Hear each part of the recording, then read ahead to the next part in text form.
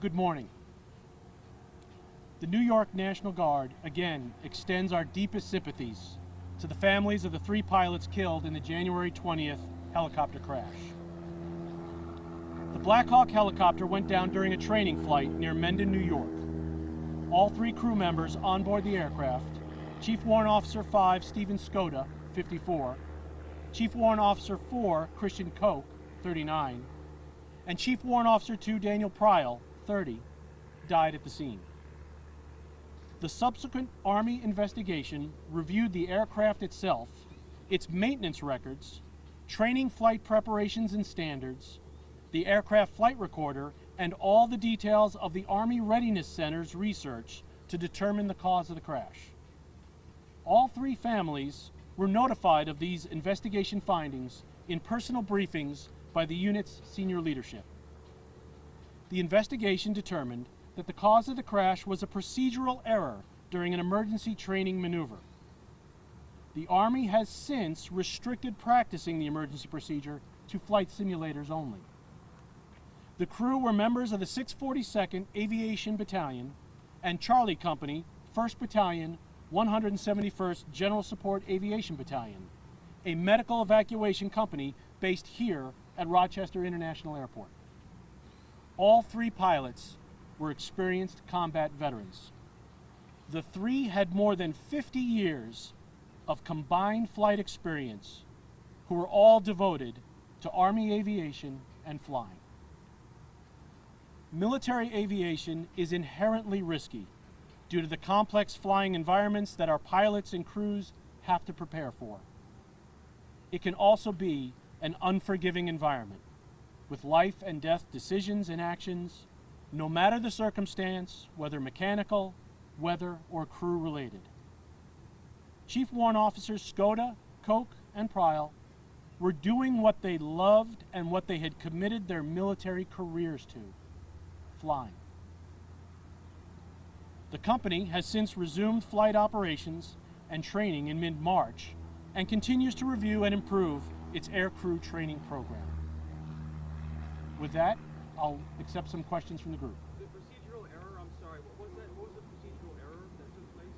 The crew had been undergoing an emergency procedure training maneuver. The procedures and actions taken for that error are what led to the crash of the aircraft. Colonel, I still don't quite understand that from a layperson's perspective. Sure. Said so that somebody's not military? So for folks who understand aviation, it is very important to practice, prepare, and rehearse procedures during an emergency, in-flight emergencies in particular. Army aviation standards require crew members to practice and undergo emergency procedure training throughout the course of their careers.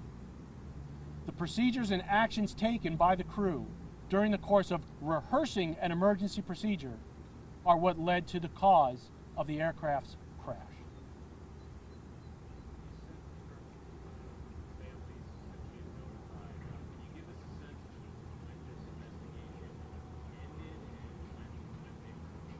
It's a good question. What we tried to do was schedule an opportunity with each of the individual families as their time would allow, which began in the middle of May and concluded the first week in June. So this is just over the past few weeks as the Army investigation has concluded, those findings are prepared, and our leadership, working with the individual families, had the opportunity to sit them down and walk through the lessons learned from the experience of the investigation.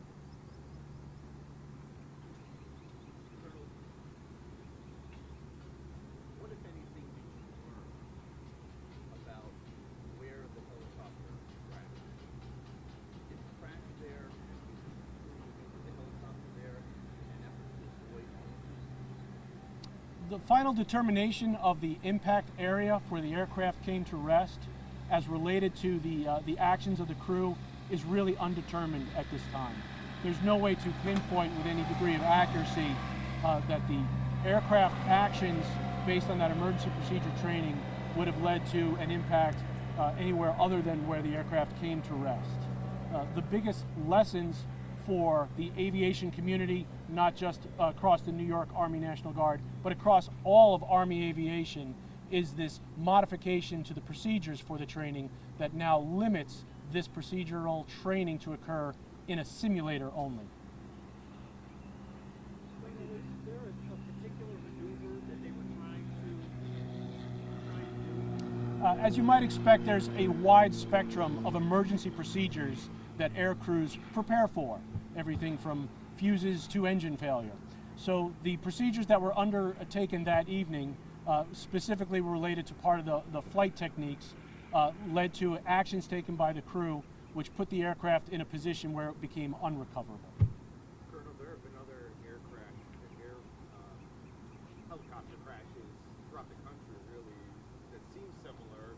In your findings, is this something that has occurred several times in other areas? The Army Readiness Center looks into all of aircraft incidents. So whether it occurs in New York, in Minnesota, in Idaho, or anywhere around the globe, an aviation mishap is researched by the Army across the board to see what lessons can be learned to prevent these incidents in the future.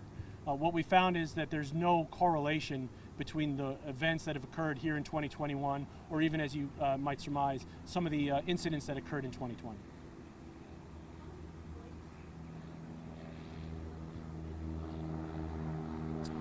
So that's a good question. How do these training events occur?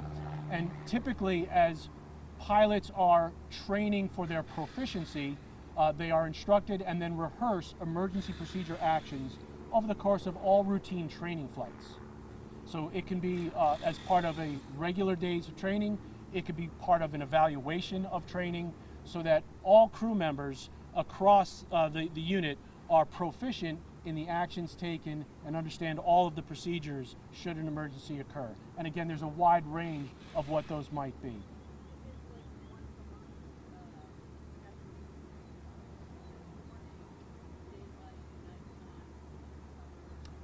Yes, you allude to the conditions and environments.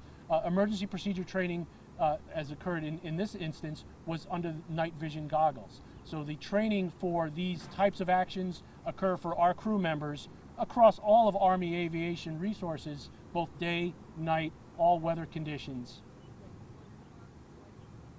It can be as often as every flight, as long as you're practicing. The goal of that flight is a training flight to prepare and refine skills for emergency response. So a typical mission might not involve rehearsing emergency actions, but specific training flights, it is a routine part of those actions of the flight. And they are briefed prior to departure. They are part of the event of coming into an armory and preparing for that training flight, so the crews know what they are likely to experience over the course of that training mission.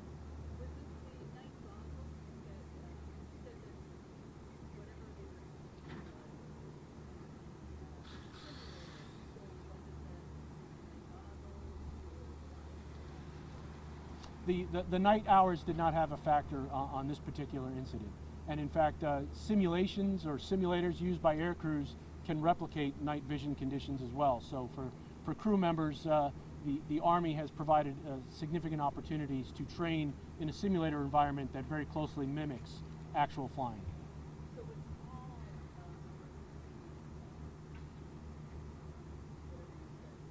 Emergency procedure training.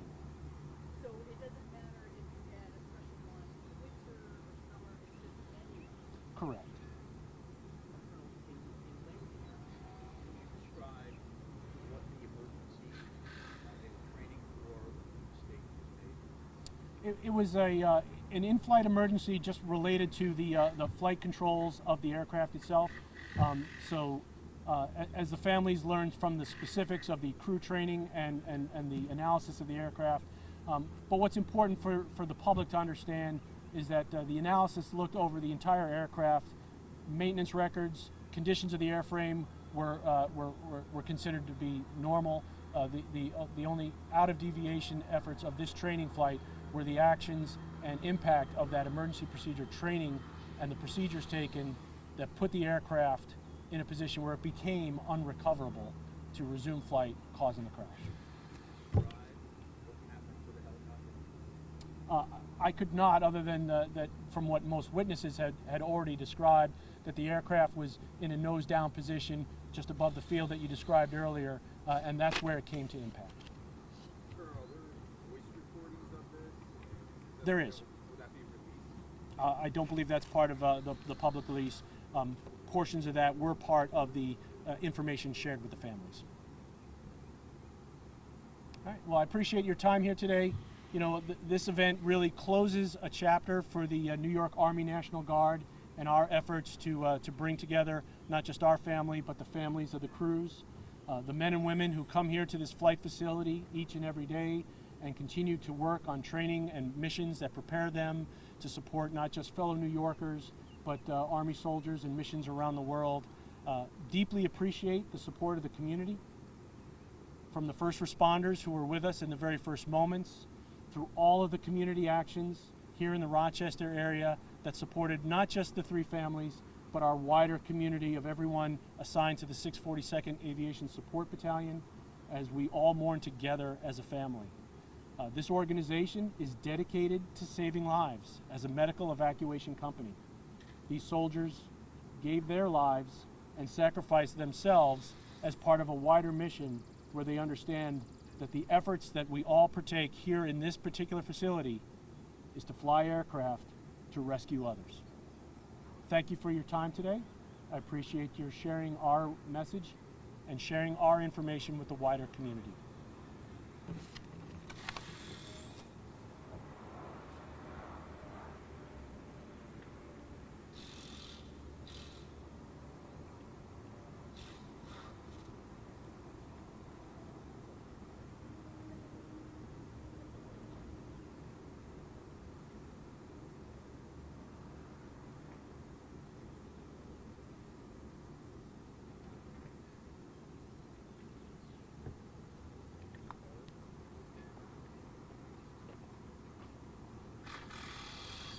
Shave the beard, you could be in here.